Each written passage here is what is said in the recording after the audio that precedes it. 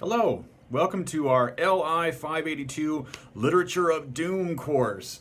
Welcome to the class. I'm Dr. Phil McKenzie. This is a brief introduction video. I'm going to post several videos throughout the course. Our Moodle page is pretty easy to use. If you found this, chances are you're already poking around our Moodle page and notice everything's up. Our class is only 6 weeks long, so we go fast. I want to introduce the course just a little bit and kind of my design for it, my reasoning behind it.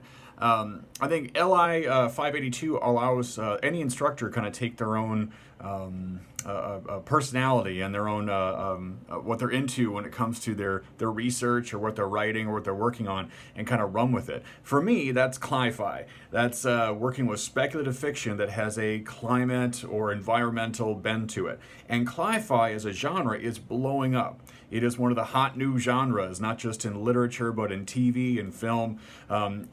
Anywhere you look, there's some kind of a doomsday or end of the world or post-apocalyptic, environmentally kind of themed movie or show or novel coming out.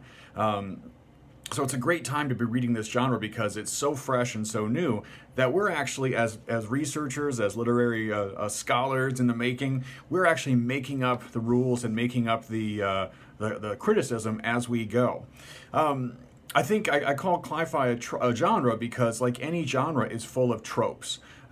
Tropes not just in how the stories work, but what kinds of content or what kinds of themes, what kinds of conflicts we see.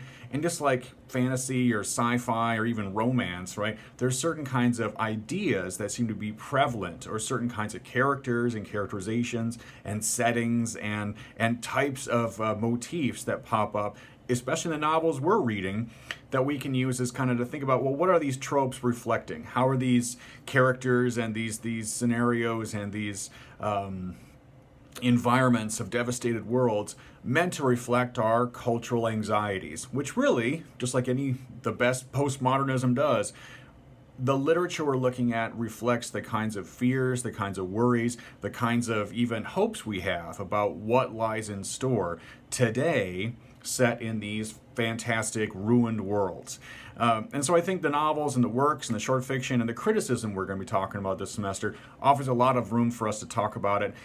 And that then leads into your projects. Even though our course is only 6 weeks long, by the end of the course, I'm going to ask you to design one of 3 projects. One can either be a creative project where you essentially give me your pitch of what could be the next great cli-fi novel or series or game, and there's an assignment sheet for that. You could give me a review of literature. I'm going to offer you several suggestions of where to start, current criticism published in journals and other reputable spaces, and I want you to read a bunch of it and tell me what kind of conversations you see emerging. How might you, as a future scholar, take part in those conversations? Or 3, you could write a standard analysis of one of the works. You'll notice that of the novels we're reading, James Bradley's Clade, Gold Fame Citrus by Glervais Watkins, Eden Lupecki's California, Omar L. Akkad's American War, they're all published very, very recently, all within the last couple of years, which means you could be on the ground floor of writing criticism, commentary, of critiquing these works. And I think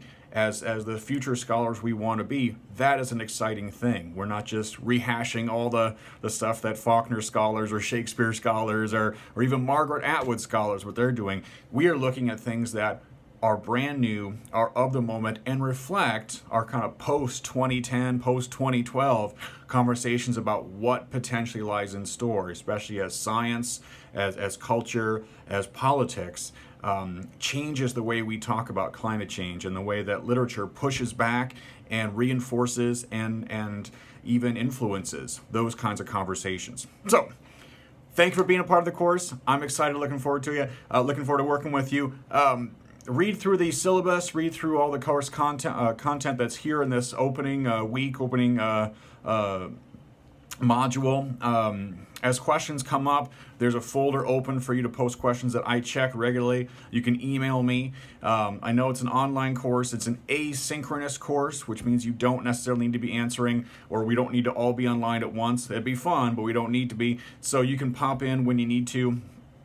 Notice on our course schedule the different kinds of due dates for the different types of assignments. pretty straightforward class. Even though it's an online environment, what's expected of you online is what same would be expected of you in our face-to-face class. You are the ones that are going to be in control of the conversation. You are the ones that are going to be working with each other. I have graduate students and undergraduates working together. And you notice there's some slight variations of what I'm asking of each.